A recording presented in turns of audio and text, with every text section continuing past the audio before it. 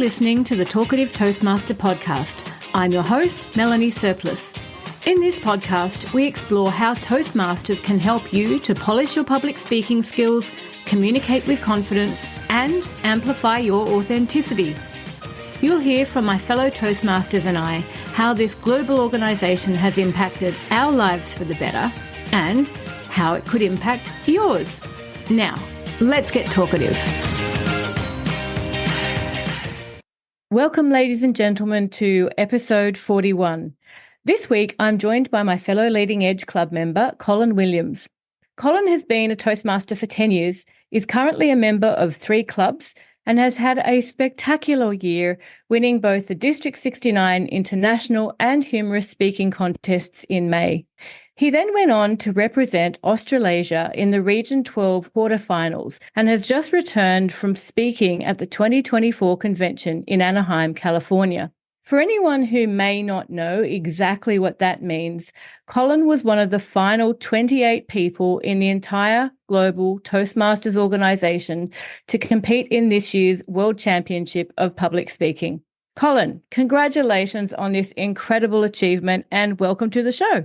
Thank you very much, Mel. It's great to be here. I'm really looking forward to hearing about your Toastmasters journey and the contest experience and the way you craft such powerful and memorable speeches. But can you first start by telling us why you joined Toastmasters and how old you were when you first joined? I was 58 when I first joined Toastmasters, but I'd heard about them years before and thought to myself, that sounds interesting, but never really got up the courage to go along to a meeting. And when I was 58, I phoned up someone, told them I was going to come, got to the door, and I thought, shall I or shan't I? And I walked through the door, sat down with those people, and I knew I was among my tribe. From then on, there was no turning back. I loved it. I fell in love with it straight away. And what was the clincher that finally got you through the door and having thought about it for a while? It was just sort of have a go at something. There's nothing to be lost. No one's going to yell at you and tell you can't speak. I just went in there. There were a few friendly faces. They sat me down. I watched a meeting, enjoyed it. And there was one man who was there who he had some sort of disability walking wise, and he also really struggled to speak. And I saw him get up there and deliver a 5 to 7 minute speech. And I thought, well, if he can do it, surely I can do it. I shouldn't be such a sook and just get in there and have a go. Excellent. And which club did you start off with? I started at Redlands about 10 years ago, and that's local to me. I live at Redland Bay. And it was a very welcoming club, very friendly community club. And I was there I probably was there about 4 years. But after a couple of years, I joined a second club as well, which was Leading Edge. Okay. And then later on, I joined B Change. So you're now a member of 3 clubs. You spend a lot of time, obviously, speaking at Toastmasters meetings. And did that warm you up to get into the contest scene? When I first went, I had no idea there was contests. And somebody asked me, are you competitive? And I said, well, only fiercely. And the first contest I went into, it was called a tyro or novice. And you couldn't enter it if you'd given more than 5 Toastmaster speeches. And the night of the contest, I had worked for weeks getting a speech ready, writing a speech that I considered clever and funny in places and with a message. And I'd rehearsed and rehearsed and rehearsed. And turned out there was 2 of us in the contest for the club. And the other one was a good friend of mine at the time, Case Hulsman. And we were competing against each other. And all that effort I put in was totally wasted because he spoke for 9.5 minutes and was disqualified. Oh, no. You went through anyway. I went through anyway, yes. But then I went to the area and I won the area and I got my first trophy. Yeah. I thought, I like the feel of this. So I thought, I'll have a go at the proper contests. And pretty much straight away had a go at entering mainly the speech contests. I'm not all that good at table topics. As a matter of fact, I could be horrific at table topics. And evaluation, I'm pretty ordinary. But when I get time to sit down and really work on a speech, that's when I've managed to get some success out of speaking. Okay. And so 10 years in, what do you most enjoy about being a member of Toastmasters? Well, I know it's the trite answer that everyone gives, but it is the people. It is absolutely the people. They do become like a family. I have had such immense support over the years by every member of every club that I've been in. And I try to reciprocate. We're not competing against each other. We're trying to help each other move up. We're sort of helping each other compete against ourselves and improve ourselves every step of the way. A few episodes ago, I was speaking with Hilary Saxton, who she was saying you helped her in your humorous contest that you were both speaking in, and she mentioned that you were helping her, and that's very much what you're saying. It's everyone wants everyone to succeed. That is right, yeah. There are a lot of very unselfish people in Toastmasters, people, especially in your club or locally. You know, when it gets international, there might be like a bit of fun and games, but everyone is supportive to everyone. Sometimes the contest results may not go the way everyone wants them to go. It's hard to sort of console someone who believes they should have done better, but it's part of the game. And the fact is, and this is one of the lessons I've learned over the years, and it took me a long time to learn it, is that although there is a criteria for contests, it is still subjective to a degree, because the judges all have their own unconscious biases and they all have different interpretations of what's written down on that sheet. And it's like you might see it in like diving in the Olympics, where someone will give 3.5 and someone will give 5.8. And you think, well, how can you get such disparity? But it's because humans are humans. And that's what I learned. And I learned it late. When you're competing, think to yourself, I'll do the talking, let the judges do the judging, and just forget about the judging side of it and just try to be a better speaker today than you were yesterday. Yeah, absolutely. And we all have access to the judging criteria and can create speeches that nail the criteria. But yeah, as you say, it's very, it's ultimately still humans making subjective decisions in the end. And I guess that, as you say, part of the whole contest journey. When you say we all have the criteria, early in my competing career, I didn't know they existed. I thought I'm giving a humorous speech. I was in a division final and I gave a speech and everyone was falling about laughing for most of the speech. And I thought, well, that's easy. And I finished third in that speech. And I thought, what am I missing? And they said, did you follow the criteria? Criteria? What criteria? But then you start looking at what you're supposed to be doing. Absolutely. And I discovered the criteria early on because I remember I somehow made it through Stephen Bradbury-esque. I was the only speaker in a humorous contest, which I really didn't want to do in my club, but I got myself out of my comfort zone and competed and was the only speaker. But I was watching YouTube videos on humorous speeches and winners of humorous contests, and they said, follow the criteria. You don't have to be a comedian. You've just got to have a logical speech, a well-structured speech. And I think humor accounted for something like 15% of the marks. And you think, how can this be? And I saw a speaker who'd won the contest eventually, more or less say the same thing as you, where he was a comedian and he kept getting second or third. And it was only when he read the criteria and started to speak to that that he started to win. So, yeah. Absolutely. Early on, I was sort of typecast as someone who did humorous speeches. And I had some success and got to district a few times. But my passion was always the international speech contest. And there's a speaker who's no longer Toastmaster, Kate Duncan, and she advised me to, before you go into international speeches, learn how to do humorous speeches well. And I didn't purposely do that, but that's what I ended up doing. I had a third district in humorous, then a second, and then in 2022, I got to the final in district in both humorous and international, and I finished second in both. So that sort of made me think I was on the right track. And then I had a year where I didn't get through. I was knocked out at club level by Daryl in our club. He knocked me out in the club level. And then in my international speech, I got knocked out at division level. But I came back this year, and the international speech that I had is one that I've been working on for quite a while. But my humorous speech, which was the surprise to me, I'd only worked on that for a couple of months. And it just seemed to hit the right note on the day.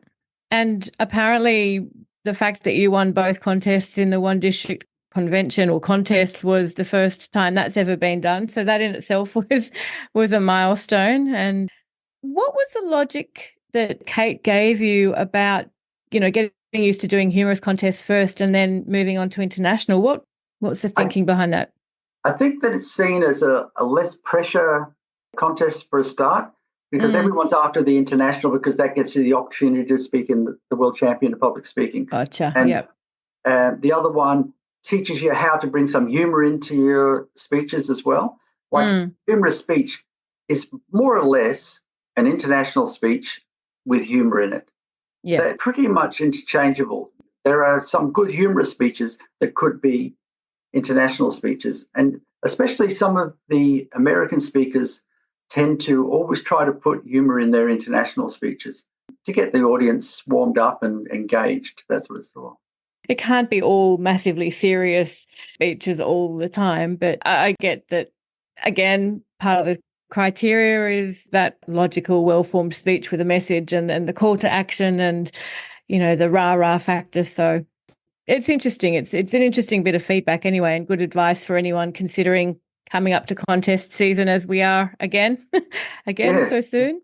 Not me. I've decided to hang the contest boots up. I wanted to win something at district, and I ended up winning the 2.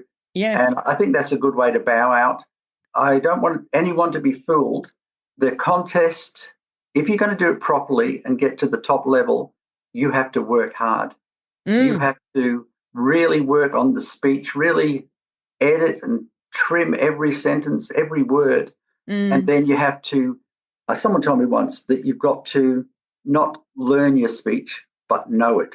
It doesn't have to be word perfect, exactly how it's written down, but you have to know it. So then when you get on the stage, all you have to worry about is engaging with the audience. And like gestures are a thing that I've never even considered, because they just seem to happen.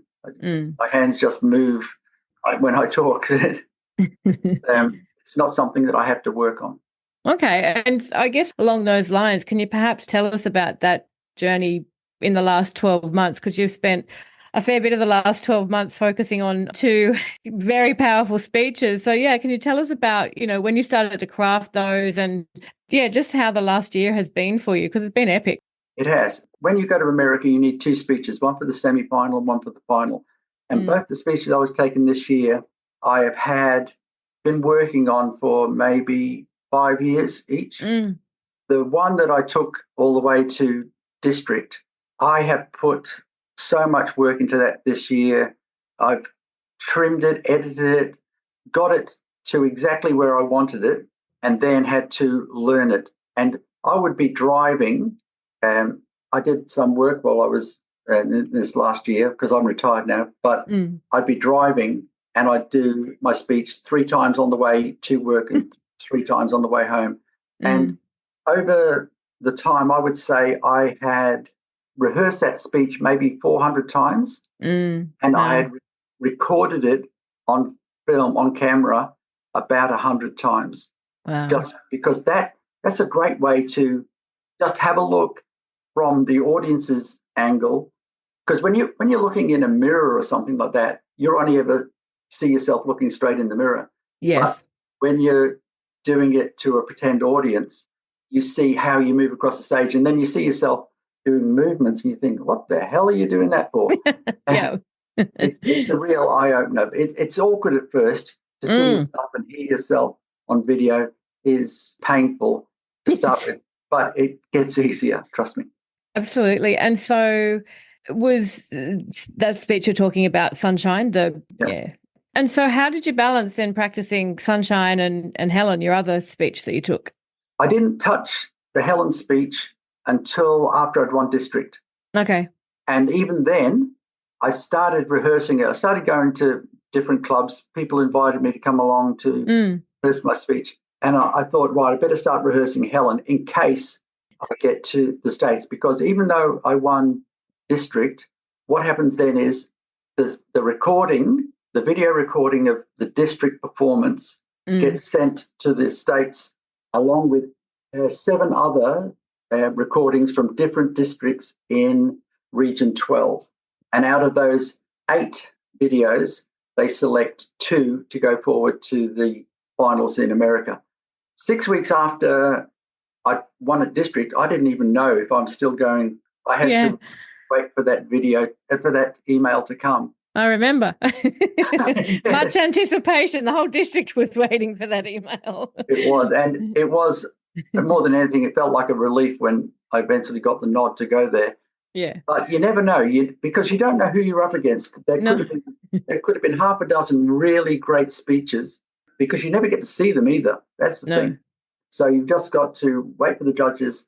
And then after I got the nod to go to America, then I started concentrating more on the Helen speech because I knew that the Sunshine speech very, very well. At some clubs, when I was rehearsing, I did both speeches, and I found that a little bit difficult, especially at one club I did it back to back. I didn't have time to get in the mood for the next one. Yeah, it's hard to switch gears between that. That's challenging, it's a good way to challenge yourself. Yeah. And then the week before I went to the States, Mark Hunter, former world champion of public speaking, he won in 2009, and he's a club mate of mine from B Change. And he organised a small theatre, Gold Coast, to have me do my 2 speeches spaced out and then some feedback from the audience. The feedback from the audience at that stage, like 5 days before I fly out, hasn't got to be too severe. Maybe a tiny little thing I can tweak. But the idea is for me to rehearse them in front of a larger audience and get the feel for the audience. And then if I'm doing something terrible, then someone can point that out to me. But by that stage, I pretty much got the speeches how I wanted them. And how much of that, because you've been working on those speeches for a while, how much feedback, say between the district conference and when you left for the States, you had a bit of time, and I know you were doing rounds of the clubs. Were there any nuggets that came in along, the many practice sessions you did at that point that influenced you to tweak the speech in any way? I think the biggest influences came earlier on, especially delivering them in front of people from Leading Edge and Be Change, some very experienced people who just know my style for a start, and know the business of speaking.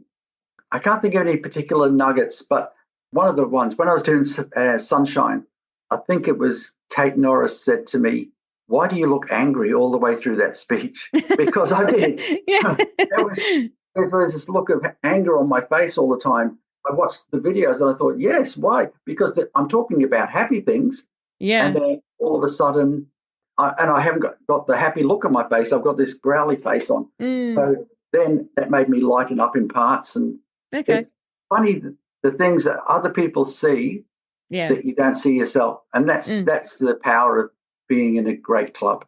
And especially, as you say, the people that know you well, the Leading Edge members have collectively been together for quite a while, and very tight-knit group. And as you say, I think the evaluations there are quite a different level of scrutiny that you might receive in community clubs, which is, one of the reasons I enjoy Leading Edge. But yeah, it's when those people know you really well as well, and they're not trying to take the Colin. What did you say the other day? They're not trying to decolonize you.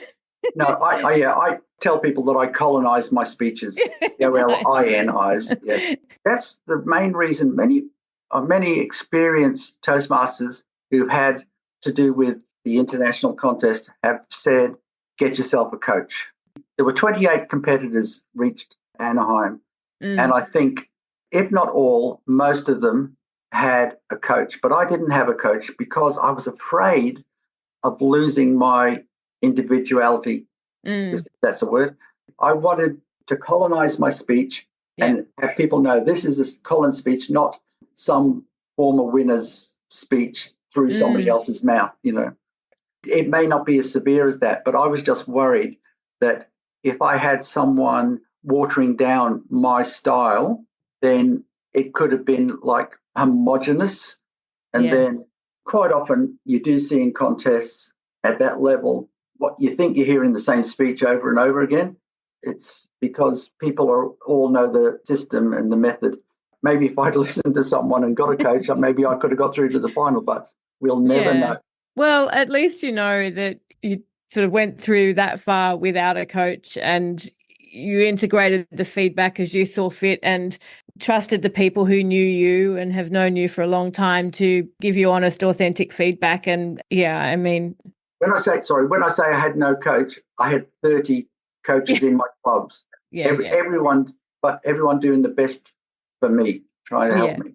And I guess along those lines, you have mentioned the support you received, you know, along the way. And I know that all of district was sort of there willing you to win. And I know that you had, 8 or 9 club members over there in the actual room when you were speaking, and there was someone watch parties and, you know, lots of email messages around the place or Facebook messages going, give us updates, how's it going? I mean, did you sort of feel the love and the support? It was wonderful.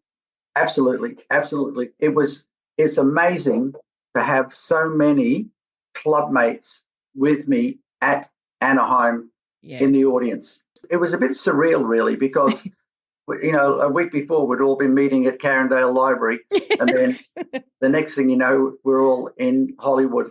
And it is so heartwarming to have these people so passionately supporting me that there's obvious bias there, but it's a bias that I will take every day. And the people in my clubs back here in Australia watching it at ridiculous times in the morning, I feel, you know, you can't help but feel that you've let people down when you don't make it to the final. I had that feeling for a while, and it's frustrating, but then there's nothing you can do about it. All I can say is that I gave it my best shot, and the feeling is wonderful. To win at district is wonderful. That's the thing I'm looking forward to next year, watching someone else get up and take that trophy, and I'll know how great they are feeling when their name is called out to pick up that trophy. Yeah, well, even that is a massive milestone. And obviously with one, you know, the international speech is the only one that goes further. So few people really get to experience firstly winning at district level in the international contest and then going anywhere beyond that. So, you know, I mean, you know that we are massively proud of you, and the district is proud of you, and Australasia is proud of you, and I know that you got lots of feedback from people in the audience. So that, not to be underestimated, the feedback from the audience. A lot of people came up to me after. I was told that there was a woman in tears because the message had touched her so much, and a woman was talking to me about it, and she had to stop because she was speaking, and people were taking selfies with me. Maybe not because of the speech, or certainly not because of me, but because they were touched by the message in the speech. And that's what they reacted to, the fact that someone was speaking up for something that happened to them when they were children. Yeah, absolutely. And I'll pop a link to the recording of your speech in the show notes, you know, just so people can go ahead and listen to that, because it is a powerful message. And I know it never had any less impact me. I heard it many times over the last year, and it never failed to have any less impact. It's like, oh, what's he done now? You know, how's he tweaked the speech? What's happening with it now? You know, fantastic message. And I'll tell you what, Mel, you try listening to it 400 times. Tell me what you think of it then. No, I don't think we got to hear it that many times. Now, in terms of the key lessons, you mentioned that you have learnt along the way in contests over the years, but what would you say were some of the key lessons or takeaways from this experience? I learned the bit about just deliver the speech and let the judges do the judging. I learned that everyone, all of those 28 people who were in Anaheim competing were exactly the same as me. And over 30,000 people enter this contest every year, and 28 get to go to the finals. Now, that's amazing that they've done that. And after the whole show is over, there is one person out of that 30,000 who's not disappointed in some way. So get used to it. It's a big competition. There's lots of people wanting to win it.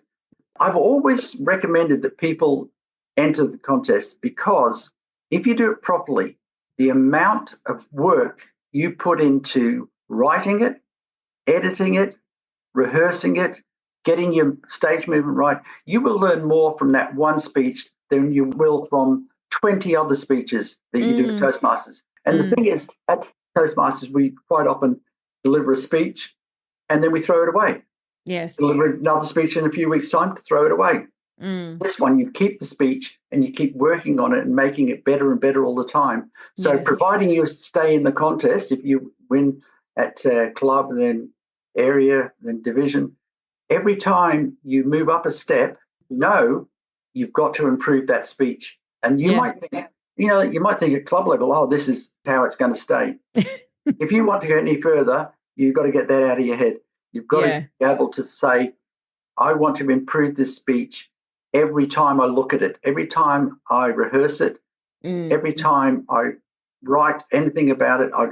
And sometimes there's an expression called, you've got to kill your darlings. Yes, I've heard it. And you've got one line, and you think, that's a good line. And then you think, but does it serve the speech? And sometimes it doesn't. And then it hurts, but you've got to take that line out. You might be able to use it in another speech sometime, but if it doesn't serve the speech, get rid of it. And the editing is probably the biggest part of it. I have a strange way of writing speeches where I tend to write it in my head until it's complete. Okay. And then I'll put it on paper. And that way, I think I get it to flow better. I think I get it to be part of me rather than, and not sound like something that's been written and then spoken from that written word, like being read out loud. To have it conversational, to have it like it's me speaking, not using words that I wouldn't ordinarily use and using tones of voice that I wouldn't ordinarily use. I just do it as me. Speak it, yeah. Yeah. It's like I'm having a chat to someone.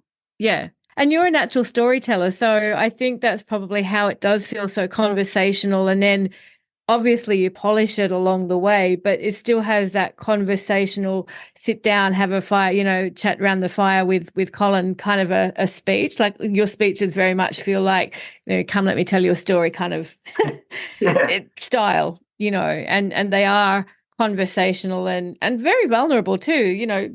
All of your speeches that I've heard at those more advanced levels are very vulnerable as well. I think that kind of connects with the audience.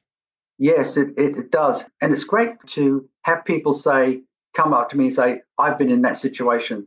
There's a phrase that Toastmasters use, especially at this level of competition.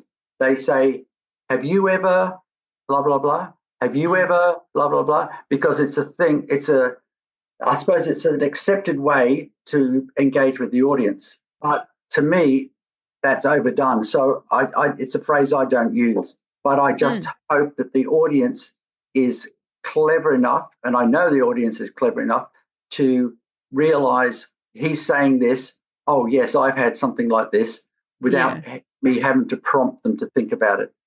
Yeah. But I think because your speeches are emotive and you've got the visuals that you're presenting through the way you describe things and connecting with emotions, I think that's what helps to resonate with people. They can oh yeah, I've felt that. I've either felt that shame or that joy or that sense of why didn't I stand up for whatever. I won't give away the punchlines of the speeches. But I think that's what helps. It's that vulnerability and sharing that then people can resonate and go, oh, I know how you feel.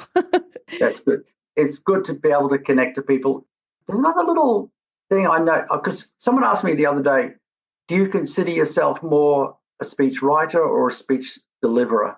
And it's writing all the way. I've had to learn how to deliver a speech, but the writing part comes easier to me.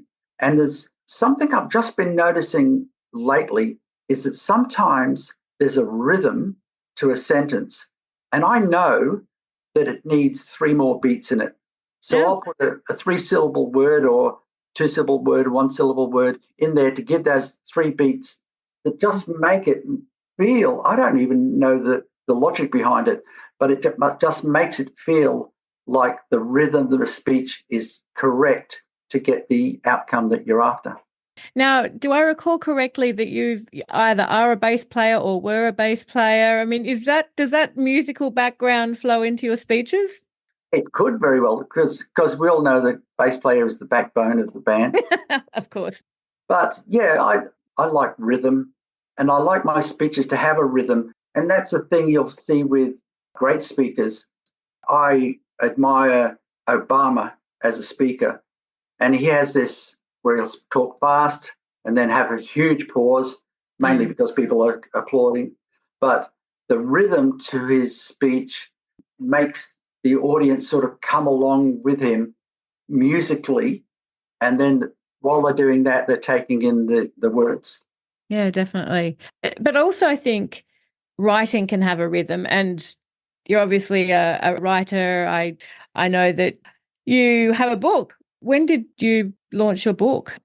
It's been out probably 2 years, and it came out of my head really because it was more to do with the corporate world. I'd seen people do presentations, and it was so painful to sit through 90% of them. I think corporate presentations, maybe 5% are great, maybe 10, 15% are good. There's more than 50% of them are rubbish. Absolutely. And the most difficult part is staying awake through them. So my book is called Now That I Have Your Attention. And I talk about how we can capture the attention of an audience, not in any gimmicky way, but how to use emotion, how to use laughter, how to use contrast. I tell a funny story and then go to the serious subject. And the subject is all the more serious because it's followed the humor. And the book is like, I don't know, it's 20-odd chapters, but they're only small chapters. It's not a huge book. And it's chapter by chapter. Like there's one on editing, one on making people laugh at the start of a speech. And I call that purging, where people are in the audience, their minds are full of the day's problems, and you want to put something in their mind, but their mind is full. So for you to put your thing in their mind, you've got to take all those other worries out. The best way to do that is give them a good belly laugh. They have a laugh at the start, all those worries disappear. They end up with a vacuum in their minds, and your message can be inserted. But that's just the sort of things that's in this book. It's just my thoughts on how to really engage with an audience. It doesn't tell you how to hold your hands or how to move your face or how to walk around the stage. It tells you about having fun that is contagious, and the audience themselves will enjoy the speech as much as the person up there. The audience can't enjoy what you're saying if you're not enjoying it.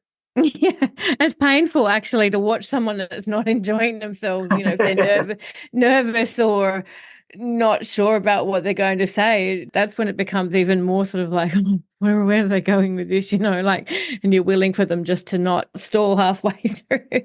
And so did your Toastmasters experience guide that book, or other working experience that you had? Like, what drove the decision to create the book beyond seeing bad presentations? Was it speaking or watching speeches? It was watching speeches more than anything, and things that I'd learned through osmosis more than anything, watching great speakers and realizing why they are considered great speakers. There's a speaker called Sir Ken Robinson, who passed away a couple of years ago, unfortunately, but he was an educator, and he had this way of speaking that he was having a chat to the audience, and he'd have little dad jokes. And after each dad joke, then he'd hit you with a fact. And boom. And he was wonderful and relaxed. And that's what I enjoyed, listening to a speaker who's enjoying delivering the message. The audience is enjoying it. Everyone wins. And I guess along those lines, I understand you've recently started speaking on cruise ships. And do you get the opportunity to speak about topics that you want to speak about? Or, tell me about that experience, because that sounds like a wonderful way to spend some time. One of our club mates, Graham Cairns, has been doing this for quite a while. And he mentioned it to me, and I thought, I might give that a crack. So I applied to speak on cruises. And I had one in April that went from Brisbane, Tahiti, Honolulu, and then they flew us home from Honolulu. And I had to speak 7 times, do 7 45-minute presentations. Yeah. And they asked me to speak on things to do with the Pacific. So I had nothing prepared. So I started getting information together. I did Captain Cook. I did Mutiny on the Bounty, the Kon-Tiki expedition. I did one on how Hawaii became the 50th state of America. And I really worked hard studying, and I got the 45-minute. But what I did was, at the start of each presentation, I gave one of my 5 to 7 minute Toastmasters speeches, either a humorous one or a couple of my international ones. What that did was, I'd get up and they'd see someone speak for 7 minutes without looking at a note and entertaining the audience and having it just right. Yeah. And that sort of blew their minds a bit. And then they were more willing to listen to the rest of the stuff, which I aimed, of course, it's history and it can be bland, but I just spiced it up with humor whenever I could. Yeah. And the feedback was such that I got home on the Saturday night. On Monday, I got an email from the agent saying the feedback was wonderful. Here's a list of cruises. Where do you want to go next time? So in retirement, it's a wonderful opportunity to, like, my wife and I can travel for free with me speaking. And it's an opportunity that a lot of Toastmasters should have a look at, because if you can get a niche subject that interests the general public, because the variety of people on there is fairly wide and age range, if you can get something that can entertain them. I've got to tell you, there was a woman on that cruise, and one of her subjects was the history of buttons. Do yourself a favor. If you do it, get something more interesting than the history of buttons. 45 minutes on that. Yeah. Oh, wow. Were there many people in that theatre when she did that talk? No, there weren't. And I was following her, and she had about 12 people. And I thought, oh, my goodness, I'm going to have 12 people watching me. By the time there's a 15-minute gap between, by the time the place filled up, because everyone wanted to hear about Captain Cook. Yeah, right. Oh, wow. Buttons is a stretch, but, to be fair, she got a cruise out of it. Very good. Yeah. Good on it. Yeah. Good on it. There's obviously a demand for that somewhere. Who knew? There are opportunities outside Toastmasters. That's what Toastmasters is about. Someone said, I don't know if it was Thomas Kraft, said to me, no one became a Toastmaster to become a great Toastmaster. You become a Toastmaster so that you can perform in the world, in the real. And I think of Toastmasters as, I'm showing my age a bit here, but they used to do a thing for sewing where they have a sampler where they do a bit of cross stitch, a bit of embroidery, a bit of this, bit of that. That's what Toastmaster is, practicing those little pieces of skill. But the real art is going out and doing, a big picture or something like that. This is the practice time, and there's no safer place to practice than Toastmasters. Yeah, absolutely. And so what's your new Toastmasters year looking like? You've hit some huge milestones. You're saying you're not going to compete this year. What's next for you in Toastmasters?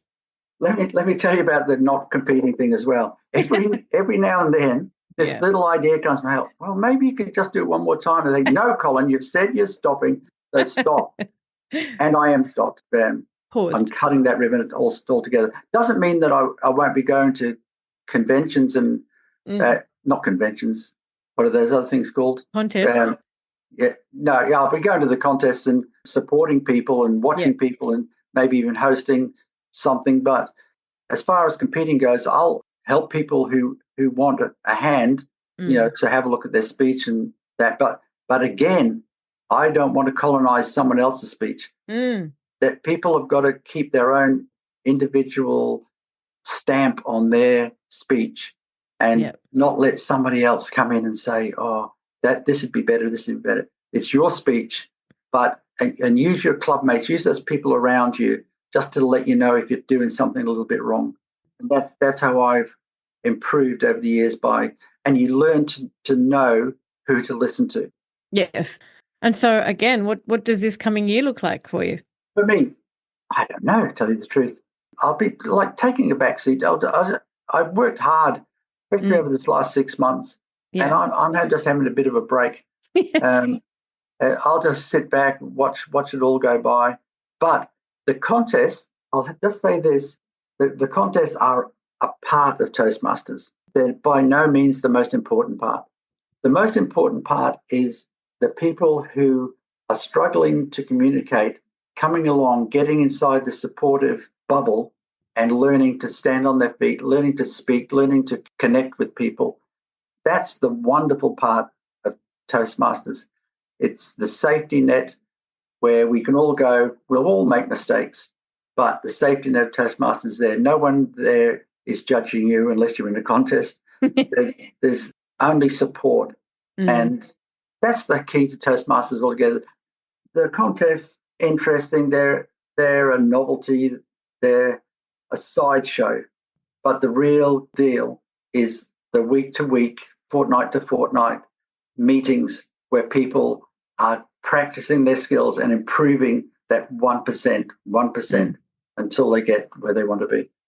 Yeah, the consistency factor is, I think, one of the strengths of the entire program, just that every 2 weeks or every couple of weeks, couple of hours, it's not a lot of outlay of time unless you start to get into the realms of competitions and do the kinds of practice that you do. But for members who are a couple of times a month meeting away and preparing a speech every couple of months, it's not a lot of outlay of time, but the benefits are just so massive. I mean, if you look back 10 years ago to when you started Toastmasters, can you fathom sort of looking back at the journey that you've had and the way it would have panned out? Well, I know the difference because just before I joined Toastmasters, I emceed a wedding where I thought I was pretty good. And then I watched the video. Yeah. And it was shocking. I was leaning all over the lectern.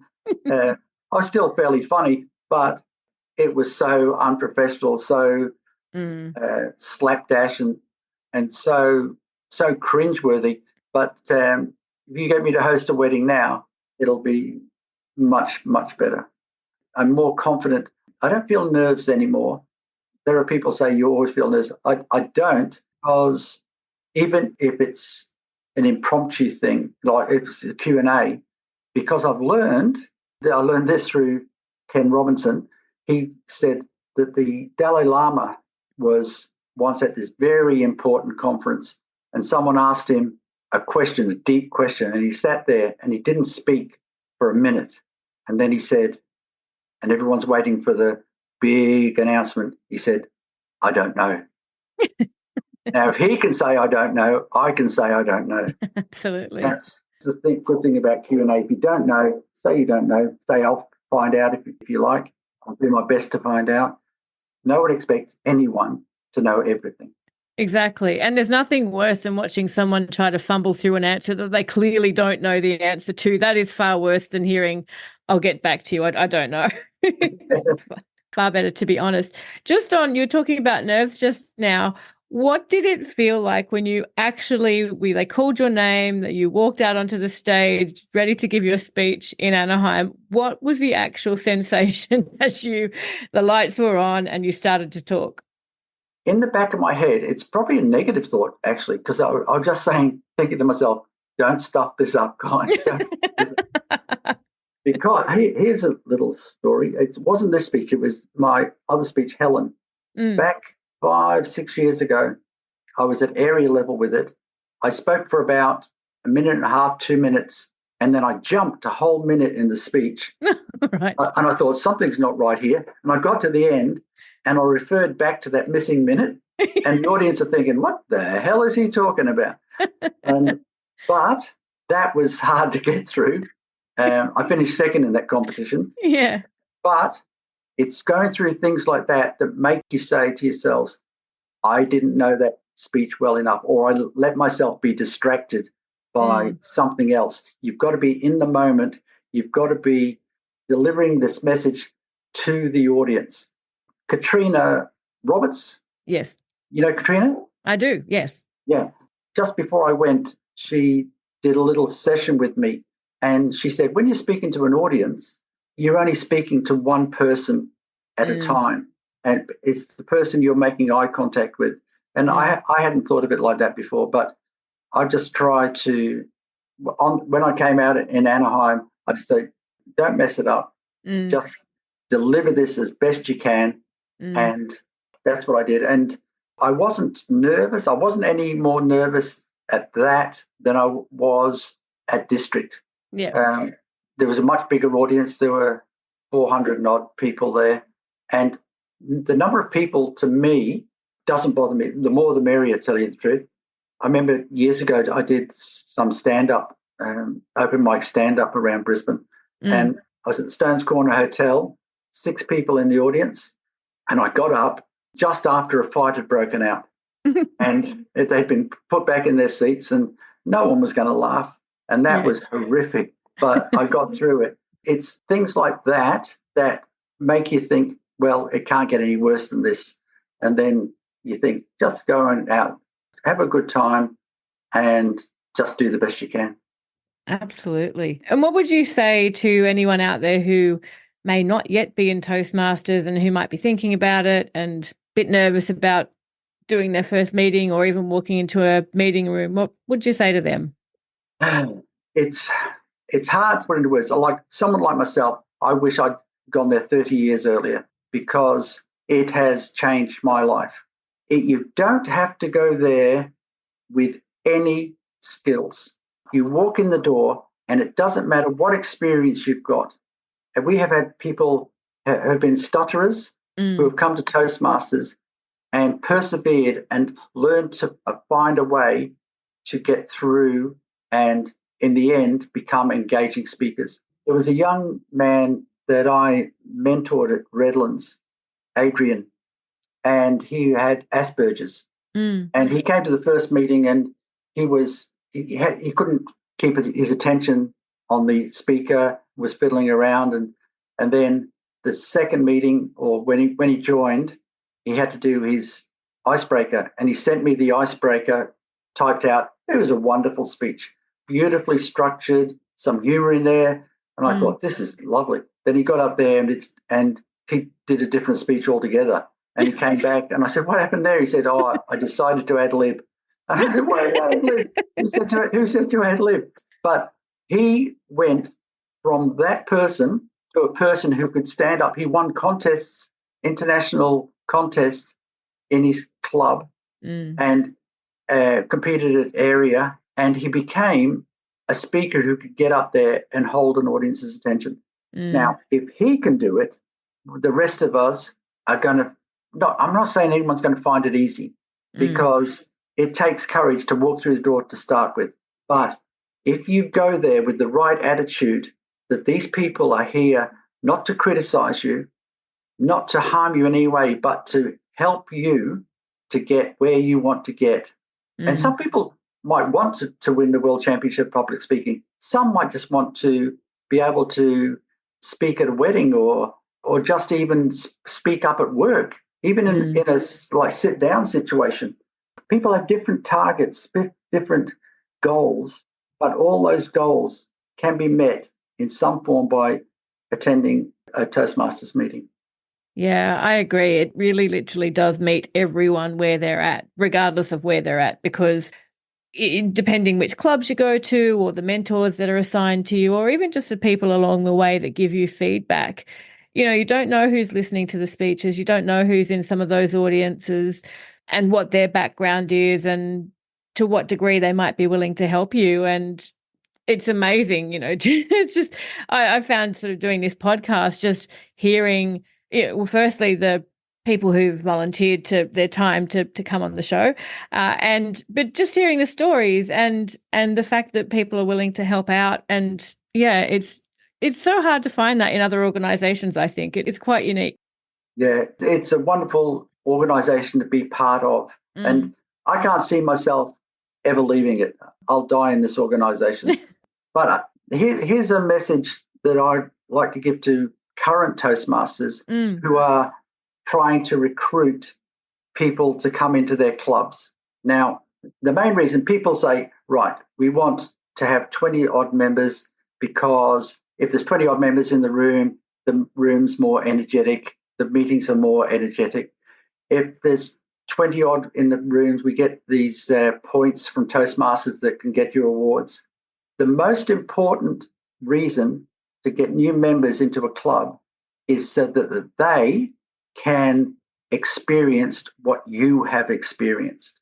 The reason we want to get more people is because we can help more people. The more people we get in, the more people who will be less anxious when they have to get up and speak somewhere. They'll be able to progress in their careers. It's a big part of career progression, the ability to get up and speak, because that gets you noticed. And this is why we need more people in the organization, not for any numbers thing, but the more people we get in means the more people are being helped. I think the younger people start, the better. And it's been, the fact that you were saying you wished you'd started 30 years earlier.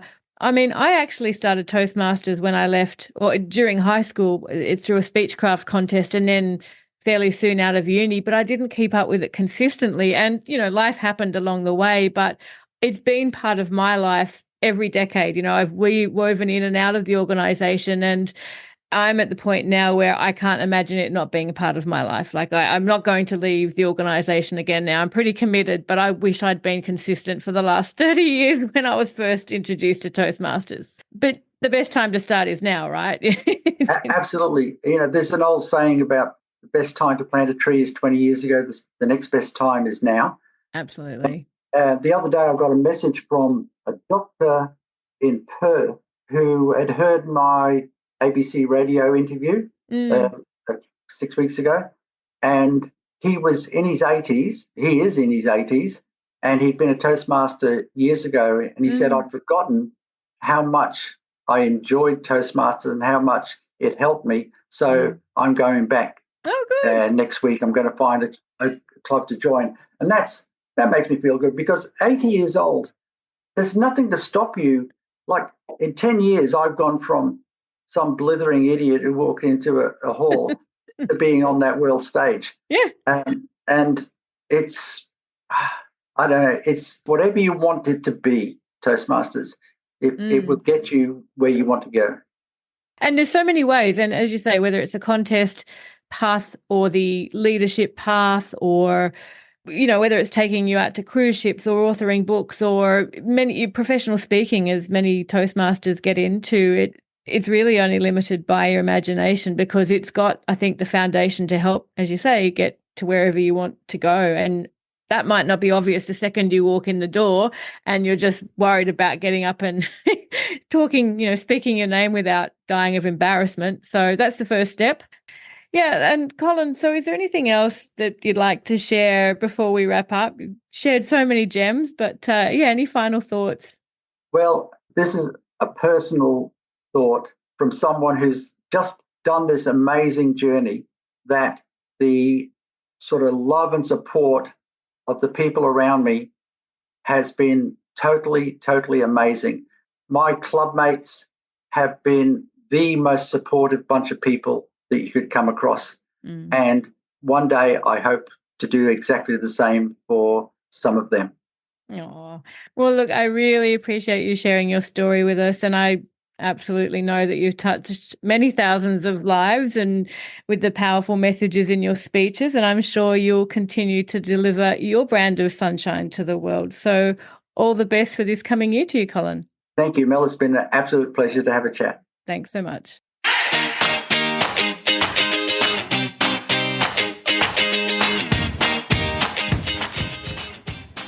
Thanks for listening to today's show. Head to talkativetoastmaster.com where you'll find the show notes for this and all other episodes, as well as links to some awesome Toastmasters resources. If you found value in today's content, I'd really appreciate if you could share it with friends and colleagues who may be interested. Or leave a review on iTunes. This helps more people to find us. Until next time, remember the words of Brian Tracy. Your ability to communicate with others will account for 85% of your success in your business and in your life. Have a great week.